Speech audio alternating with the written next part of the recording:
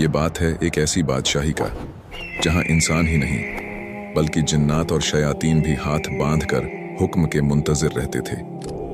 यह बात है एक ऐसी तख्त का जो हवाओं में उड़ता था और एक ऐसी ताकत जिसने परिंदों की जबान को भी अपना ताबे बना लिया था। क्या आप जानते हैं कि तारीख के इस अजीम तरीन बादशाह का वो कौन सा राज था जिसने उस वक्त की बड़ी बड़ी ताकतों के दिलों में हैबत भर दी थी?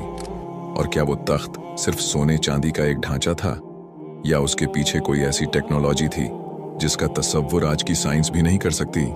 नाजरीन ए गिराम, हजरत सुलेमान अलैहिस्सलाम की सल्तनत कोई आम इंसानी हुकूमत नहीं थी। यह जमीन पर कुदरत का एक ऐसा शाहकार थी जिसकी मिसाल न उनसे पहले मिली और न उनके बाद कभी मिलेगी। जब सूरज की पहली किरणें बैतुल मुकद्दस की पहाड़ियों पर पड़ती थीं, तो फिजा में एक अजीब सी सनसनाहट महसूस होती थी। यह सनसनाहट उन हजारों परिंदों के परों की थी जो आसमान पर एक गहरे साए की तरह छा जाते थे ताकि अपने बादशाह को धूप की तपिश से बचा सकें। इस सल्तनत का मरकज वो तख्त था जिसे देखकर इंसानी अक्ल दंग रह जाती। यह तख्त सिर्फ हाथी के दांत से नहीं बना था, बल्कि इसमें ऐसे नायाब याकूत, मरवारीद और जमरूद जड़े थे जो दुनिया के किसी और कोने में मौजूद ही नहीं थे।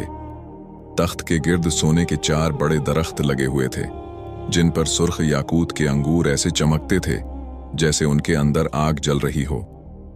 जब हजरत सुलेमान अलैहिस्सलाम इस तख्त की तरफ बढ़ते और पहले जीने पर कदम रखते थे तो पूरा तख्त एक पुरस्रार चक्की की तरह गर्दिश करने लगता था। सोने के बने हुए वो मोर अपने पर फैला देते थे और शेर जमीन से अपना पेट लगाकर अपनी दुमें हिलाने लगते। ये वो अजीब और गरीब सनातें थीं जो उस दौर में जिन्नात के जरिए तैयार की गई थीं। जैसे जैसे आप जीने चढ़ते वो तख्त घूमता जाता और जब आप अपनी जगह पर बैठ जाते तो सोने के 2 गिद्ध उड़कर आपके सर पर शाही ताज रख देते थे। फिजा मुश्क ओ अंबर की खुशबू से महक उठती थी जो वहां मौजूद कबूतर अपनी चोंचों से छिड़कते थे। इस दरबार का माहौल ऐसा था कि बड़े से बड़ा और छोटे से छोटा शख्स भी वहां पहुंचकर कांपने लगता था। जब हजरत सुलेमान अलैहिस्सलाम तौरात की तिलावत शुरू करते तो परिंदे साकित हो जाते, हवा थम जाती और जिन्नात सफ बस्ता खड़े हो जाते। यह वो रोब था जो अल्लाह ने अपने इस नबी को अता किया था। दोस्तों, यहां एक दिलचस्प बात यह है कि हजरत सुलेमान अलैहिस्सलाम ने यह अजीम बादशाही किसी गुरूर के लिए नहीं बल्कि अल्लाह के दीन को फैलाने के लिए मांगी थी। वो इतने बड़े बादशाह थे कि